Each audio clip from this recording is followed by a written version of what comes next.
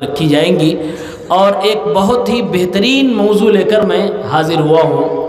امید ہے کہ اس موضوع اور اس ٹاپک کا تعلق گھر گھر سے ہوگا بلکہ ہر فرد سے ہوگا۔ آج ہم اور آپ دنیا میں انسانوں کے درمیان رہتے ہیں، ہمارا تعلق انسانوں سے ہے، ہم ماں باپ کے ساتھ رہتے ہیں، بھائیوں کے ساتھ رہتے ہیں، رشتہ داروں کے ساتھ رہتے ہیں، دوستوں کے ساتھ رہتے ہیں، اور جب ایک ساتھ رہتے ہیں تو ایک ساتھ رہنے کی وجہ سے آپس میں ایک دوسرے سے دل بھی ملتے ہیں۔ سوال آپ سے میں کرنا چاہتا ہوں، یہ دل ہم اور آپ خود ملا سکتے ہیں یا اللہ ملاتا ہے؟ کوئی جواب دو بھائی، میں پوچھ رہا ہوں آپ سے، یہ دل ہم خود ملاتے ہیں یا اللہ ملاتا ہے؟ میں جائز جگہوں پہ دل ملانے کی بات کر رہا ہوں، یہ سوچ کے۔ ہمارے جوان اور نوجوان جواب دینے میں زیادہ جلدی نہ کریں، میں آپ کی گرل فرینڈ کے تعلق سے نہیں پوچھ رہا ہوں۔ صحیح جگہ پر ایک مسلمان سے جو محبت کرتا ہے، وہ جو دل اس کے لیے احساس رکھتا ہے، ایک بیٹا اپنے باپ سے، یہ سب دل جو ملانے والا ہے کون ہے؟ اللہ رب العالمین۔ معلوم یہ ہوا کہ ایک مسلمان دوسرے مسلمان سے محبت کرے، یہ اللہ کی طرف سے ہوتا ہے۔ اسی لیے اللہ کے نبی صلی اللہ علیہ وسلم کی حدیث ہے، اللہ کے نبی صلی اللہ علیہ وسلم ارشاد فرماتے ہیں کہ ایک انسان کا دل اللہ تعالیٰ کی دو انگلیوں کے درمیان ہوتا ہے، یقلب کیف یشاء، اللہ تعالیٰ جیسے چاہتا اپنے بندے کے دل کو ہیرتا پھیرتا ادھر ادھر پلٹتا رہتا ہے۔ اس لیے اللہ کے نبی دعا فرماتے ہیں، یا مقلب القلوب ثبت علی طاعتک، اے میرے مولا، اے دلوں کو الٹنے پلٹنے والے میرے دل کو اپنی اطاعت و فرمانبرداری کے اوپر ثابت قدم کر دے، اسے مضبوط کر دے، اس کو جما دے۔ یہ دعا کیوں کی جا رہی ہے کہ اے اللہ دل کو اپنی اطاعت اور اپنے دین پہ ہمیں مضبوط کر دے، ہمارے دل کو وہاں پر لے جا کر ثابت قدم کر دے۔ کیوں؟ اس لیے کہ دل اللہ کی انگلیوں کے درمیان ہے۔ ایک بات ہمیں سمجھ آ گئی۔ دوسری بات یہ ہے، آج مسلمانوں کے حالات دیکھیے۔ میں آپ کے اس دیار میں، آپ کی اس جیا جوری میں غالباً میں 5ویں بار آیا یا 4تھی بار آیا، آپ لوگ بتائیں گے؟ نہیں پہچانتے مجھے؟ پہچانتے ہیں نا آپ لوگ؟ اناؤنسرنگ نہیں کی گئی، اس کا مطلب یہ نہیں ہے کہ آپ مجھے نہیں پہچانتے، اس لیے نہیں کی گئی کیونکہ آپ مجھے آلریڈی جانتے ہیں اور پہچانتے ہیں، آپ اچھی طرح سے جانتے ہیں۔ کئی سال سے آپ کے اس علاقے میں، اس گاؤں میں آ رہا ہوں، اس گاؤں کو میں اپنا وطن مانتا ہوں، اپنا گھر مانتا ہوں، اسی لیے میں عام انسانوں کی طرح، عام لوگوں کی طرح آپ میں مل جل کر رہتا ہوں، اور شاید اس علاقے کو میں سمجھتا ہوں۔ آپ یہ بتاؤ، آپ کے گاؤں میں، آپ کے آس پاس میں لوگوں میں دشمنیاں ہیں کہ نہیں ہیں؟ ہیں؟ دشمنی ہے کہ نہیں ہے بھائی؟ سب میٹھا میٹھا ہے؟ نہیں، بہت سارے چہرے دیکھنے کو نہیں مل رہے ہیں، مطلب دشمنی ہے۔ دین کا کام ہے پھر بھی نہیں آئے، نہیں گئے، سپورٹ نہیں، مطلب دشمنی ہے۔ دشمنی کا لیبل بہت آگے جا چکا ہے۔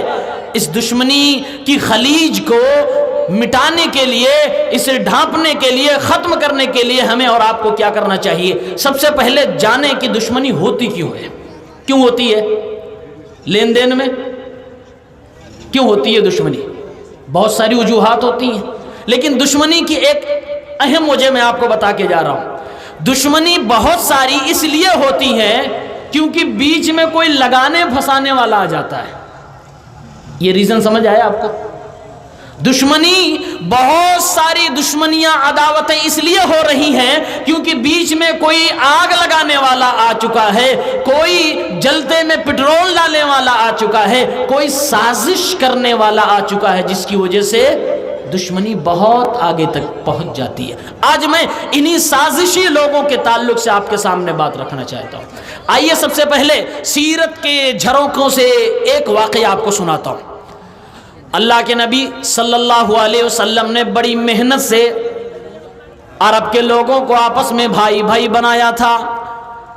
آپس میں لوگ ایک دوسرے کے دشمن تھے۔ دشمنی کا عالم یہ تھا کہ چھوٹی سی بات پہ اگر جھگڑا ہو جائے تو سال سال کئی سال 40 سال تک وہ جھگڑے خاندانوں میں چلا کرتے تھے. باپ لڑتے لڑتے دنیا سے چلا گیا, آنے والی جنریشن, آنے والی نسل اس جھگڑے کو لڑ رہی تھی.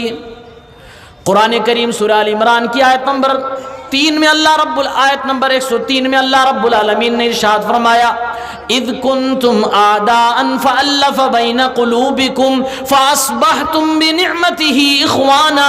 اے میرے پیغمبر, اے قرآن کریم کو پڑھنے والے مسلمانوں, اے مہاجرین, اے انصار, یاد کرو تم اس زمانے کو جب تم آپس میں ایک دوسرے کے دشمن تھے. ان کنتم اعداء, اذ کنتم اعداء, تم آپس میں ایک دوسرے کے دشمن تھے. اللہ نے تمہارے دلوں کے اندر محبت ڈال دی. محبت ڈالنے والا کون؟ اللہ رب العالمین. اللہ رب العالمین احسان جتلاتے ہوئے فرما رہا ہے تمہارے دلوں کو میں نے ملا دیا.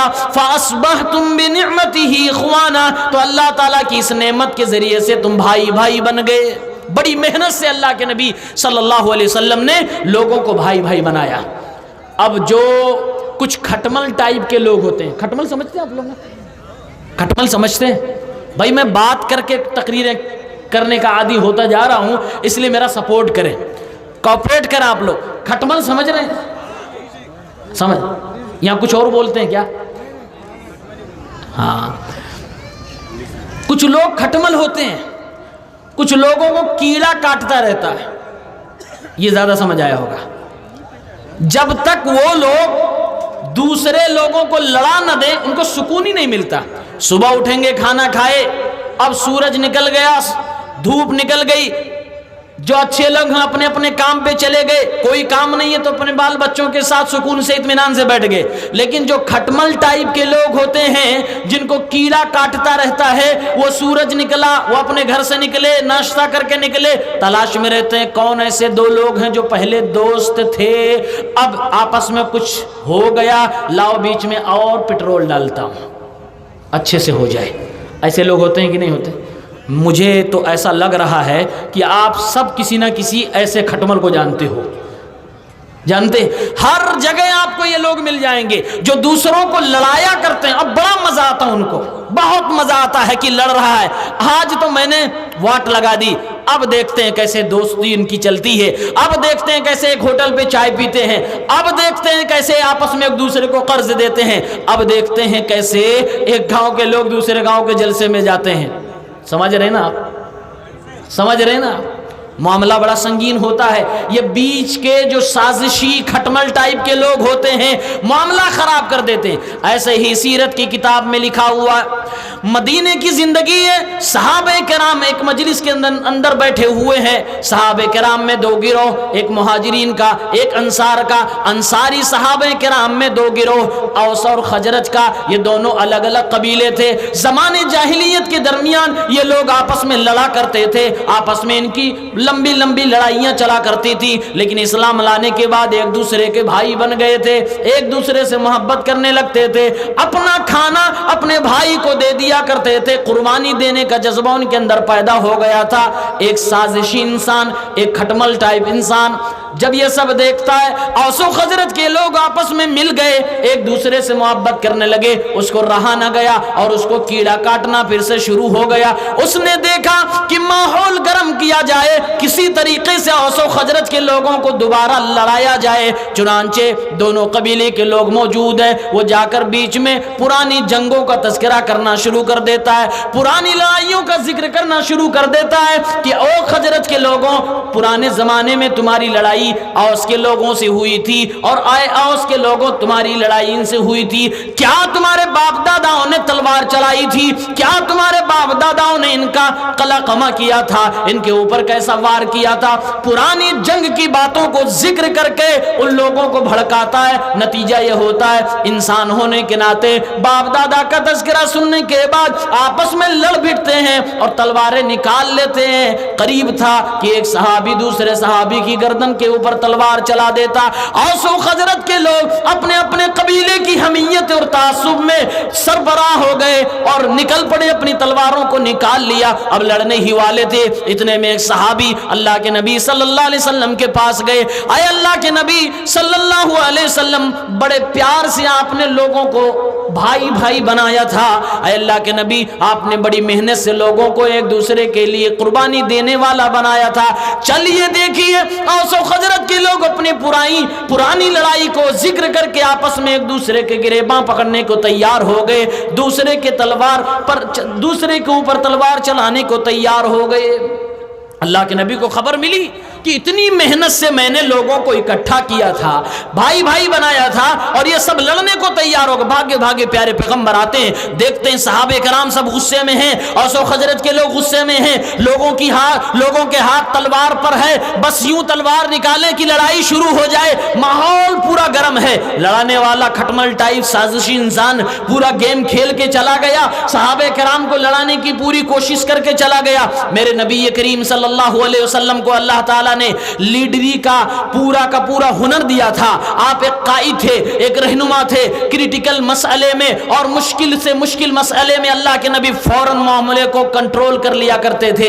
اللہ کے نبی صلی اللہ علیہ وسلم سامنے آتے ہیں اور صحابہ کرام کو مخاطب کرتے ہیں، اے اوس و خزرج کے لوگوں سنو۔ فرمایا اللہ کے نبی نے، یا معاشر المسلمین، اے مسلمانوں کی جماعت، اللہ کو یاد کرو، جس اللہ کے کلمہ پڑھ کے تم لوگ آپس میں ایک دوسرے کے بھائی بن گئے ہو، آج اسی اللہ کو یاد کرو۔ آج تمہارے ہاتھ تلواروں کے اوپر پھر سے چلے گئے، اپنے ہاتھ کو اپنے تلواروں سے واپس کھینچو۔ اللہ کے نبی صلی اللہ علیہ وسلم فرماتے ہیں، ابی دعوی الجاہلیت وانا بین اظہرکم، اے میرے صحابہ، کیا پھر جاہلیت کے زمانے اور جاہلیت کے وقت کو واپس لا رہے ہو؟ کیا چھوٹی چھوٹی باتوں پہ پھر تم لڑنے کے لیے تیار ہو گئے ہو؟ میں محمد الرسول اللہ تمہارے درمیان موجود ہوں، قرآن کی آیتیں ابھی بھی نازل ہو رہی ہیں، اللہ کا رسول تمہارے درمیان موجود ہے، اللہ کا رسول آیا ہے تب تم کو ہدایت ملی ہے، بعد ان ہداکم اللہ للاسلام، اللہ رب العالمین نے تمہیں اسلام کی ہدایت دے دی، واکرمکم بہ، اسی اللہ رب العالمین نے اسلام کے ذریعے سے تمہیں عزت سے نواز دیا۔ وہ اللہ رب العالمین اسلام قبول کرنے کے بعد تم لوگوں کو زمانے جاہلیت کی برائیوں سے، اس کے رسم و رواج سے نکال کر پاک کر دیا۔ وَاسْتَنْقَذَكُمْ بِهِ مِنَ الْكُفْرِ، تم کفر کی دنیا میں تھے، تم شرک میں ڈوبے ہوئے تھے، تم بے حیائی کے اعلیٰ مقام پر پہنچے ہوئے تھے، اسلام نے تمہیں شرک سے بچایا، اسلام نے تمہیں کفر سے بچایا، اسلام نے تمہیں بے حیائی سے بچایا، اسلام نے تمہیں برائی سے بچایا، تمام طرح کی گندگیوں سے نکال دیا ہے۔ اللہ رب العالمین نے تمہارے دلوں کو ایک دوسرے سے جوڑ دیا۔ وَأَلَّفَ بَيْنَ قُلُوبِكُمْ، اللہ کے نبی نے 5 باتیں ذکر کی۔ اے میرے صحابہ کرام، اے اوس و خزرج کے لوگوں، تم دوسرے کے چڑھانے پر، کسی سازشی کے چڑھانے پر تم نے اپنے آپ کو ایک دوسرے سے لڑنے کے لیے تیار کر لیا۔ کیا تم بھول گئے اللہ نے تمہیں اسلام سے عزت بخشی ہے، اللہ رب العالمین نے اسلام سے تمہیں سربلندی عطا فرمائی، اللہ رب العالمین نے اسلام کے ذریعے سے زمانے جاہلیت کے رسم و رواج کو تمہارے درمیان سے ختم کر دیا، اللہ نے اسلام کے ذریعے سے تمہارے عقیدے کو، اعمال کو پاک کر دیا، اسلام کے ذریعے سے اللہ نے تمہیں بھائی بھائی بنا دیا، اور آج پھر تم لڑنے کے لیے تیار ہو گئے۔ پیارے پیغمبر نے ایک چھوٹی سی سپیچ 1.5-2 لائن کی بات آپ صلی اللہ علیہ وسلم نے کی، صحابہ کرام کے دل موم ہو گئے، ان کو اپنی وہ محبت یاد آ گئی جو اسلام کے ذریعے سے ملی تھی۔ سیرت ابن ہشام کے حوالے سے شیخ صفی الرحمن رحمہ اللہ اپنی کتاب الرحیق المختوم میں لکھتے ہیں کہ صحابہ کرام کے سامنے میرے نبی کی یہ بات، یہ سپیچ پہنچتی ہے کہ صحابہ کی آنکھوں سے آنسو بہنے لگتے ہیں، اور ایک صحابی دوسرے صحابی کو پیار سے پھر سے گلے لگانے لگتا ہے۔ وہی اوس و خزرج کے لوگ ایک دوسرے کو گلے لگاتے ہیں، اپنی اپنی تلواریں اپنے اپنے کمان میں رکھ لیتے ہیں، اور معاملہ پھر سے ٹھنڈے بستے میں چلا جاتا ہے، یعنی سارے کے سارے مسلمان پھر سے بھائی بھائی ہو جاتے ہیں۔ میرے بھائیوں، یہ دلوں کا ملنا اور ایک دوسرے سے محبت کرنا اسلام کی بنیاد پر، یہ اتنی قیمتی چیز ہے، اس کی قیمت آپ کیا لگاؤ گے؟ میں آپ سے پوچھتا ہوں، 2 لوگ آپس میں ایک دوسرے سے دشمنی رکھتے ہیں، نفرت کرتے ہیں، آپ کو ڈیوٹی دے دی جائے کہ آپ کچھ بھی کر کے دونوں کی دوستی کرا دو، اس کی کیا قیمت آپ دے سکتے ہیں؟ کروا سکتے ہیں؟ بولو کروا سکتے ہیں؟ کیا قیمت آپ دے سکتے ہیں؟ قرآن کریم سورہ انفال میں اللہ تعالیٰ نے اس کا تذکرہ کیا ہے۔ اللہ تعالیٰ نے بیان کیا یہ جو انسان سے دشمنی کرتا ہے، اور دشمن ایسا ہوتا ہے کہ دشمنی کبھی ختم نہیں ہوتی، انسان درندہ بن جاتا ہے، حیوان بن جاتا ہے، جانور بن جاتا ہے۔ قرآن میں اللہ فرماتا لو انفقت ما فی الارض جميعا ما الفت بین قلوبہم ولکن اللہ الف بین قلوبہم۔ قرآن میں اللہ رب العالمین نے ارشاد فرمایا اے میرے نبی، میں نے آپ کے صحابہ جو آپس میں ایک دوسرے کے پہلے دشمن تھے، اسلام لانے سے پہلے ایک دوسرے کے دستوں گریباں ہوا کرتے تھے، اسلام لانے کے بعد ایک دوسرے کے دوست بن گئے، ایک دوسرے سے محبت کر بیٹھے، یہ دل کی دنیا کو جو میں نے بدلا ہے، اس کو بدلنے کے لیے اگر زمین اور زمین کے سارے خزانوں کو بھی آپ خرچ کر دیتے، ما الفتا، اے میرے پیغمبر کبھی بھی آپ ان کے دلوں میں محبت نہیں ڈال سکتے تھے۔ یہ اللہ رب العالمین نے کیا ہے کہ لوگوں کے دلوں میں محبت ڈالی اور ایک دوسرے کا بھائی بنا دیا ہے۔ قرآن نے یہ تعلیم دی ہے۔ قیمت کیا قرآن نے بتائی؟ پوری زمین کے خزانے کو ملا دیا جائے پھر بھی آپ ایک دل کو دوسرے دل سے نہیں ملا سکتے، یہ اللہ کی طرف سے ہوتا ہے۔ اللہ رب العالمین ہی اسلام کی بنیاد پر ایک دل کو دوسرے دل سے ملاتا ہے۔ آپ نے دیکھا کیسے اس زمانے میں وہ کھٹمل ٹائپ کا انسان صحابہ کی جماعت کو لڑانے کے لیے تیار ہو گیا اور سازش کیا، ادھر سے ادھر سے آگ لگایا اور معاملہ خراب ہو گیا۔ ایسے لوگوں کو کیا کہتے ہیں؟ ذو الوجہین۔ حدیث کے الفاظ کیا ہیں؟ ذو الوجہین، ڈبل چہرے والا، ڈبل اسٹینڈرڈ رکھنے والا۔ آپ کی بھاشا میں ایسے کیا بولتے ہیں؟ جو آدمی ادھر بھی ملا ہو ادھر بھی ملا ہو، ذو الوجہین کیا بولتے اس کو؟ ہاں، دل بدلو، واو۔ اور کیا بولتے ہیں؟ میں کسی نیتا کی بات نہیں کر رہا ہوں کہ اس پارٹی کو چھوڑا اس پارٹی میں چلا گیا، ہم عام انسان کی بات کر رہے ہیں۔ آئیے حدیث پاک سنتے۔ صحیح بخاری کتاب المناقب حدیث نمبر 3494، اللہ کے رسول صلی اللہ علیہ وسلم ارشاد فرماتے ہیں تجد شر الناس الذي يأتي هؤلاء بوجه ويأتي هؤلاء بوجه۔ اللہ کے نبی فرماتے ہیں اے میری امت کے لوگوں، تم ایسے آدمی کو سب سے بدترین آدمی پاؤ گے، وہ انسان سب سے بدترین انسان ہوگا، سب سے برا انسان ہوگا، سب سے بد اخلاق انسان ہوگا، جو ادھر لوگوں کے پاس فساد برپا کرنے کے لیے الگ چہرے سے آئے، پھر دوسرے کے پاس فساد برپا کرنے کے لیے الگ چہرے سے جائے۔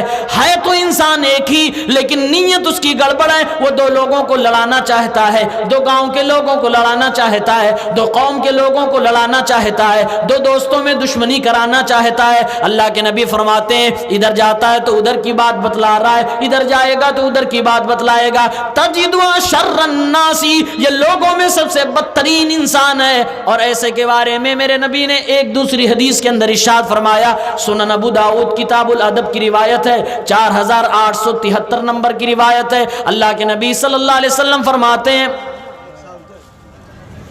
جس انسان کا چہرہ دو ہوگا، جس انسان کے پاس یہ کردار ہو کہ وہ ڈبل چہرے والا ہو، دل بدل کرنے والا ہو، ادھر جائے تو دوسرے شکل میں بات کرے، دوسرے انداز میں بات کرے، ادھر جائے تو دوسرے انداز میں بات کرے، دونوں کو آپس میں لڑانے کا کام کرے، جلتی ہوئی آگ میں پٹرول ڈالنے کا کام کرے۔ اللہ کے نبی صلی اللہ علیہ وسلم فرماتے ہیں قیامت کے دن آگ کی دو زبانیں ایسے انسان کی ہوں گی۔ کیا سزا بتائی گئی؟ آگ کی دو زبان کس کی ہوگی؟ جو دو لوگوں کو لڑاتا ہے، جس کو میں کھٹمل بول رہا ہوں، جس کو میں وہ انسان بول رہا ہوں جس کو ہمیشہ کیڑا کاٹتا رہتا ہے جب تک دو لوگوں کو لڑا نہیں دیتا ہے۔ ایک دلچسپ بات میں آپ کو بتاتا ہوں۔ ایک بار ایک مارکیٹ تھی، پہلے زمانے میں لوگ غلاموں کو بیچتے تھے، انسان بھی بکتے تھے، معلوم ہے۔ ایک آدمی اپنا غلام بیچنے کے لیے لے کر گیا، بولا کہ من یشتری ھذا الغلام، میرے اس غلام کو، میرے اس نوکر چاکر کو کون خریدے گا؟ بہت سستے داموں میں بیچ رہا ہوں۔ مارکیٹ میں خریدنے والے بہت سارے لوگ تو دوڑے دوڑے گئے، ہاں اتنا سستا ملا رہا، اتنا خوبصورت ہے، اتنا اچھا ہے، جوان ہے، طاقتور ہے، کام کرنے والا، کون نہیں اس کو خرید لے گا۔ بیچنے والے نے کہا میرے اس غلام کے اندر بڑی خوبیاں ہیں، کام بہت اچھا کرتا ہے، طاقتور بھی ہے، دیکھنے میں بھی ٹھیک ٹھاک ہے، ابھی اس کی عمر بھی بہت کم ہے، لیکن اس کے اندر ایک عیب ہے۔ بولا کون سا عیب ہے؟ کہا کبھی کبھی چغلی کرتا ہے، بس۔ کہا اس میں کون سی بڑی بات ہے، اس سے ہمیں کام لینا ہے، اس کی چغلی سے ہمیں کوئی لینا دینا نہیں۔ خرید لیا، اپنے گھر لے کے چلا گیا۔ خریدنے والا کون تھا؟ ایک راجا تھا، بادشاہ تھا وہ خود۔ اپنے گھر میں لے کے گیا، اس نوکر کو رکھا، کام کروانے لگا، وہ گھر میں کام کرنے لگا۔ جو چغل خور لوگ ہوتے ہیں، جو ادھر ادھر لڑانے میں مہارت رکھتے ہیں، وہ کبھی بھی 3 مہینہ شانتی سے نہیں بیٹھتے، ان کو کوئی نہ کوئی کنٹروورسی چاہیے۔ 2 لوگوں کو جب تک لڑتا ہوا نہ دیکھ لیں ان کو سکون نہیں ملتا ہے۔ 2-3 مہینے اس نے کام کیے، کام کرنے کے بعد وہ تلاشنے لگا اب کون سا اگلا شکار ہوگا، کس کو لڑاؤں، کس کے جھگڑا کراؤں، کس کے درمیان جدائی کراؤں۔ جب تلاش کرنے کے بعد اسے کوئی نہیں ملا تو اس نے اپنے مالک اور مالکن ہی کو چن لیا، راجا اور رانی کے درمیان کام کرانا ہے۔ ترکیب لگا رہا کہ کیسے کام کرنا ہے، کیسے ان دونوں میں جدائی کریں۔ رانی کے پاس جاتا ہے اور کہتا ہوں میری مالکن، آپ کو معلوم ہے یہ راجہ صاحب آپ کے جو مالک ہیں، یہ ہمارے جو آقا و سردار ہیں، ان کا کئی عورتوں سے باہر چکر چل رہا ہے۔ ایک عورت کے لیے تو عورت ایسے موقع پہ تحقیق نہیں کرتی ہے کہ ہاں یہ کہہ رہا ہے تو جھوٹ بھی بول رہا ہوگا۔ عورت کہتی ہے اچھا آنے دو پھر بتاتی ہوں، شام کو میں خبر لیتی ہوں۔ آج کے دور کی عورت ہو تو سب سے پہلے موبائل چیک کرے گی جناب عالی کی، اس زمانے میں موبائل نہیں تھی، اپنے شوہر کے تعلق سے اس کو خبر لینی تھی۔ اس نے کہا چغل خور نے کہا مالکن آپ اپنے شوہر سے اس بات کا ذکر نہ کریے گا، ورنہ ان کو معلوم ہو جائے گا کہ میں نے ہی آپ کو یہ بتلائی ہے، پھر مجھے سزا دیں گے، آپ اس کے بارے میں کچھ نہ کہیے گا۔ ادھر مالکن کو سمجھا دیا۔ اس کے بعد جا کے دوسرے دن مالک سے کہتا ہے او میرے مالک، آپ کی بیوی میری مالکن کا تعلق کسی غیر مرد سے ہو گیا ہے، وہ آپ کے ساتھ کبھی نہ کبھی غداری ضرور کرے گی، آپ کے ساتھ بے وفائی کرے گی، کسی نہ کسی دن آپ کو جان سے مارنے کی کوشش کرے گی۔ وہ بھی کہتا ہے ایسا کیسے ہو سکتا، میری بیوی مجھے بہت چاہتی ہے، میرے اوپر حملہ کیسے کر سکتی ہے؟ کہا اگر آپ کو یقین نہیں آتا تو کچھ دنوں میں دیکھ لیجئے گا۔ اس نے کہا آج میں اپنی بیوی سے یہ بات ذکر کروں گا۔ کہا ماں بالکل کہنا نہیں، ذکر نہ کرنا، اگر آپ کہہ دو گے تو سارا پلان خراب ہو جائے گا، آپ کی بیوی کو معلوم ہو جائے گا، آپ سے پردہ فاش ہو جائے گا، آپ کامیاب نہیں ہوگے، آپ کو معلوم نہ چلے گا، جھوٹ بول دے گی، آپ اپنی بیوی کو پکڑ نہیں پاؤ گے۔ دونوں طرف سے لگا دیا، معاملہ پھنس گیا، اور دونوں کو کہہ دیا کہنا نہیں۔ ایسے لوگ ہوتے ہیں کہ نہیں؟ ایسے لوگ ہیں بھائی، اپنے لوگوں کے درمیان رہتے ہیں ایسے۔ دونوں سے لڑا دیا، اب دونوں ایک دوسرے کو شک کی نگاہ سے دیکھ رہے ہیں۔ شوہر اپنی بیوی پہ نظر رکھ رہا کہ کس دن یہ میرے اوپر حملہ کرے گی، بیوی اپنے شوہر کے اوپر نظر رکھ رہی ہے کہ اس کا دوسرے مردوں کے تعلق کہاں، دوسرے عورتوں سے اس کے کہاں کہاں تعلقات ہیں۔ کچھ دن اور گزرتے ہیں، پھر جا کر مالکن سے کہتا ہے او مالکن جو میں نے بات کہی تھی وہ بات صحیح ہے کہ غلط ہے؟ وہ کہنے لگی ہمیں تو کوئی نشانی نہیں دکھ رہی ہے، بہت دنوں سے میں نظر رکھے ہوئے ہوں لیکن مجھے ایسا کوئی ثبوت نہیں ملا جس میں تمہاری بات کی سچائی کا پتہ لگے۔ کہا میری مالکن آپ کو یقین نہیں آ رہا ہے، میری ایک بات مان لیجئے، اگر آپ چاہتی ہیں کہ آپ کا شوہر صرف آپ کا رہے، کسی اور عورت کی طرف نہ جائے، تو اپنے شوہر کے داڑھی کے کچھ بال کو کاٹ لیجئے اور کاٹ کر مجھے دیجئے، پھر میں بتاؤں گا علاج۔ طریقہ دیکھ رہے؟ ادھر مالکن کو بتلا دیا، ادھر جا کر اپنے راجہ سے، اپنے مالک سے کہہ رہا ہے میں نے جو بات آپ سے کہی تھی کہ آپ کی بیوی کسی نہ کسی دن آپ کے اوپر حملہ کرے گی، آپ کو جان سے مارنے کی کوشش کرے گی، کیونکہ اس کا کوئی دوسرا عاشق ہے، کوئی دوسرا اس کے ساتھ اپنا معاملہ سیٹ کر رہا ہے۔ کہا کہ نہیں مجھے یقین نہیں آتا. کہا اگر یقین نہیں آتا تو آج رات میں بناوٹی نیند میں آپ سو جائیے گا, آج آپ نیند میں جائیے گا, لیکن سونا نہیں, صرف اپنی آنکھوں کو بند کریے رکھیے گا. آپ دیکھیے گا کہ آپ کی بیوی آپ کے گلے پہ حملہ کرنے کے لیے, آپ کو مارنے کے لیے ضرور آئے گی. مجھے ایسا لگتا ہے. اور ایسے لوگ اپنے تجربے کا بڑا فائدہ بتلاتے ہیں. اب یہ بھی سوچنے لگا کہ ہو سکتا ہے اس کی بات صحیح ہو, لاؤ ٹرائی کرتے ہیں. رات ہوئی, شوہر اپنے کمرے میں ہے, جھوٹ موٹ کی نیند سونے لگا.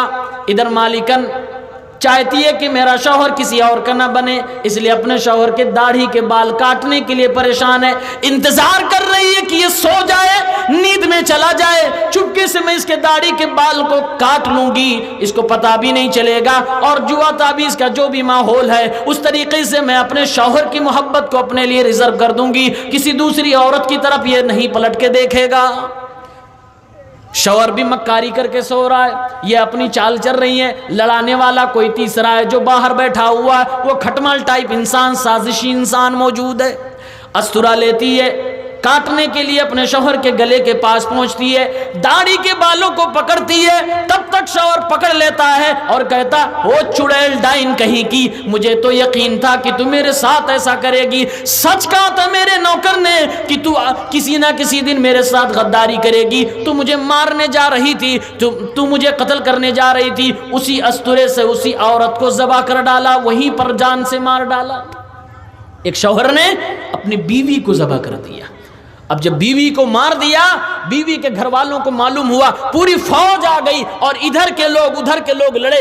ہزاروں سینکڑوں لوگوں کی جان چلی گئی, کیونکہ راجا تھا, بڑے خاندان کے لوگ تھے. لمبی لڑائی چلی اور بہت سارے لوگوں کی جان گئی, بہت سارے لوگ مارے گئے. کس لیے بھائی, سمجھ آئی کچھ بات؟ ریزن کیا تھا؟ ہاں, کھٹمل. بیچ میں وہ انسان جس نے آگ لگائی, وہ جو مارکیٹ سے خرید کے لایا تھا نا کہ بہت کامل ہے, بس کبھی کبھی چغلی کر لیتا ہے. یہ کبھی کبھی چغلی نے پورا گھر برباد کر دیا, پورے شاہی خاندان کو برباد کر دیا, میاں بیوی میں جدائی کرا دی. اور آج کس دور میں یہ کام کچھ ہماری مائیں بہنیں بھی کرتی ہیں اور کچھ مرد بھی کرتے ہیں. میاں بیوی کے درمیان لڑائی کروانے میں کچھ لوگ ماہر ہوتے ہیں. آئیے حدیث پاک سنیں. سنن ابو داؤد کتاب النکاح 2175, اللہ کے رسول صلی اللہ علیہ وسلم نے ارشاد فرمایا, لیس منا من خبب امرأة علی زوجہا او عبدا علی سیدہ. اللہ کے نبی فرماتے ہیں صلی اللہ علیہ وسلم, وہ انسان مسلمان نہیں ہے جو کسی کی بیوی کو اس کے شوہر کے خلاف بھڑکائے. وہ انسان مسلمان نہیں, مسلمانوں کے طریقے پہ نہیں ہے جو کسی مالکن کو اس کے نوکر کے خلاف بھڑکائے یا کسی نوکر کو اس کے مالک کے خلاف بھڑکائے. دونوں کے درمیان جو جدائی کروانے کی کوشش کرے, لیس منا, وہ مسلمانوں کے طریقے پہ نہیں ہے, وہ ایمان والوں کے طریقے پہ نہیں ہے. کتنی سخت وعید آئی ہے, اللہ کے نبی صلی اللہ علیہ وسلم نے منع فرمایا. اور آج ہمارے گاؤں قبیلے کا حال دیکھ لیجئے, دو لوگ اگر ایک دوسرے کے ساتھ اچھے سے رہ رہے ہیں, تیسرے کو برداشت نہیں ہو رہا, جدائی کروانے کی کوشش کر رہا ہے. میاں بیوی ایک دوسرے کے ساتھ خوشی خوشی رہ رہے ہیں, گھر کے لوگ ہی جدائی کروانے کی کوشش میں لگے رہتے ہیں. گھر کے لوگ ہی میاں بیوی کے درمیان جدائی کروانا چاہتے ہیں, بھائی بھائی کے درمیان جدائی کروانا چاہتے ہیں, اور اس کے لیے لوگ پوری کوشش کرتے ہیں, پوری ایڑی سے چوٹی لگا دیتے ہیں کہ کسی بھی طریقے سے ان کے درمیان دشمنی ہو جانی چاہیے, حالات خراب ہو جانے چاہیے, دونوں کا الگ ہو جانا چاہیے. ایسا ہو رہا ہے. ایک اور حدیث بتائیں, یہ کام کس کا ہے؟ یہ جو چغل خور نے راجا اور رانی کو الگ کروایا, مرڈر کروا دیا, یہ کام کس کا ہے؟ انسان کا. کس کا ہے؟ شیطان کا. الحمدللہ, آپ کا جواب بالکل صحیح ہے. صحیح مسلم کے اندر کتاب و صفات المنافقین 2813 حدیث نمبر, اس میں یہ جواب دیا گیا. اللہ کے نبی صلی اللہ علیہ وسلم ارشاد فرماتے ہیں کہ ابلیس بہت بڑا کنگ ہے, وہ سمندر پہ اپنا تخت لگاتا ہے اور بیٹھتا ہے روزانہ, اپنے چیلے چپاٹوں کو پوری دنیا میں بھیج کر کہ جاؤ لوگوں کو بہکاؤ, پڑھنے والوں کو بہکاؤ, گھر والوں کو بہکاؤ, لوگوں کو لڑاؤ. میاں بیوی خوشی سے رہ رہے ہیں, کسی نہ کسی طریقے سے غلط فہمی پیدا کرو اور دونوں میں جدائی کرواؤ. الگ الگ مشن پہ شیطان نکلے ہوئے ہوتے ہیں۔ اللہ کے نبی فرماتے ہیں صلی اللہ علیہ وسلم، ابلیس اپنے تخت پہ براجمان ہوتا ہے، چیلے چپاٹے پوری دنیا میں ابلیس کا کام کرنے کے بعد شام کو ابلیس کے پاس واپس جاتے ہیں اور اپنا اپنا کارنامہ بتلاتے ہیں۔ اے میرے آقا، آج میں یہ کام کر کے آیا ہوں، آج میں نے فلاں کو نماز پڑھنے سے روک دیا، آج میں نے فلاں کو یہ گناہ کروا دیا، آج میں نے فلاں گھر کے اندر بے چینی و بے سکونی کو برپا کر دیا، آج میں نے دو میاں بیوی کو آپس میں لڑا دیا۔ حدیث کے الفاظ ہیں، ایک شیطان آتا ہے اور ابلیس سے کہتا ہے ما ترکتہ حتی فرقت بینہ و بین امراتہ، ایک میاں بیوی کا جوڑا تھا، بہت خوشحال رہا کرتا تھا، میں دونوں کے پیچھے پڑ گیا، میں اس وقت تک ان کو نہیں چھوڑا، میں ان کے پیچھے اس وقت تک لگا رہا جب تک کہ دونوں کے درمیان جدائی نہ کروا دیا، دونوں کے درمیان طلاق نہ کروا دی، اس وقت تک لگا رہا، خوب لڑایا، خوب غلط فہمیاں پیدا کروایا، ایک دوسرے کے بارے میں شک کروایا، اور اس کے بعد دونوں کو میں نے اتنا لڑایا کہ طلاق دینے پہ مجبور ہو گئے، ایک دوسرے سے جدا ہونے پہ مجبور ہو گئے۔ اللہ کے نبی فرماتے ہیں، حدیث کے الفاظ ہیں، ابلیس فیدنیہ منہ، اس شیطان کو اپنے سے قریب کر لیتا ہے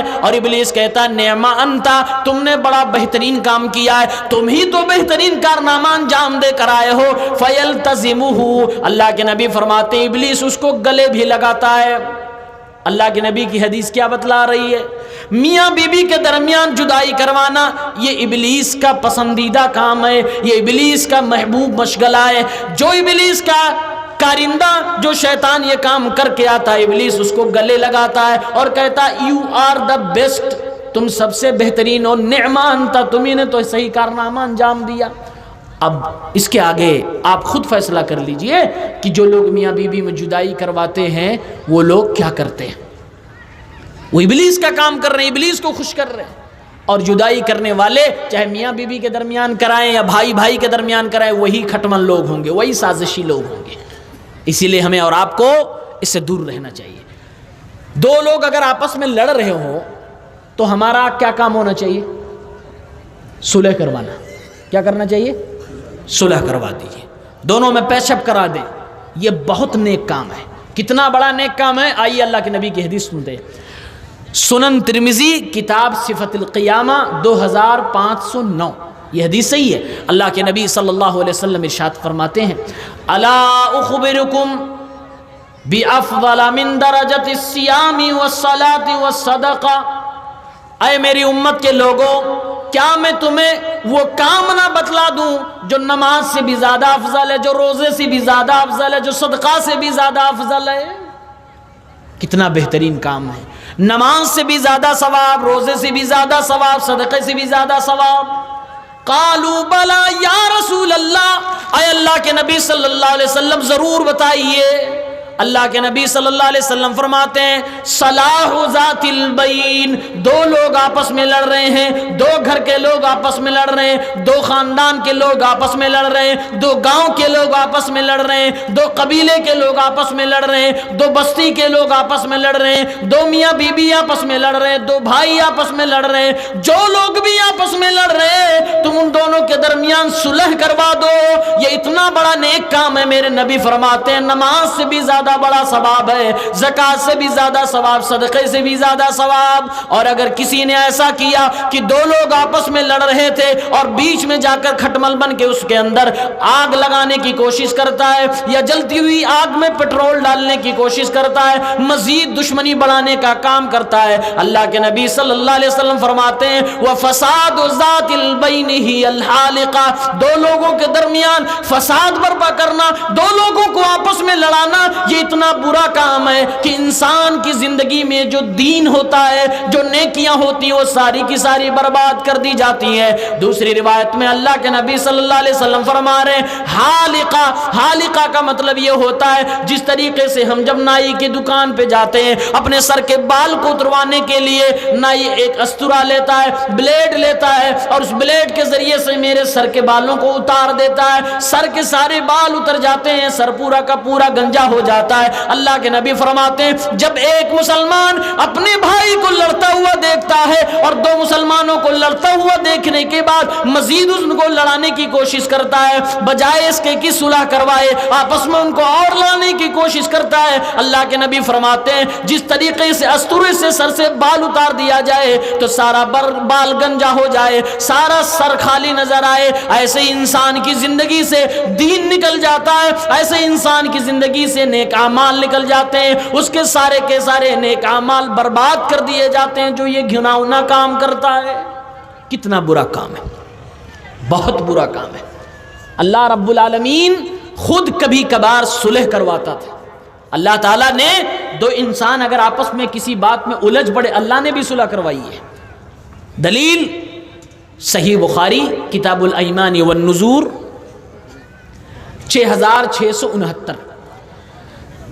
ابو بکر صدیق رضی اللہ تعالیٰ عنہ کو آپ سب جانتے ہیں؟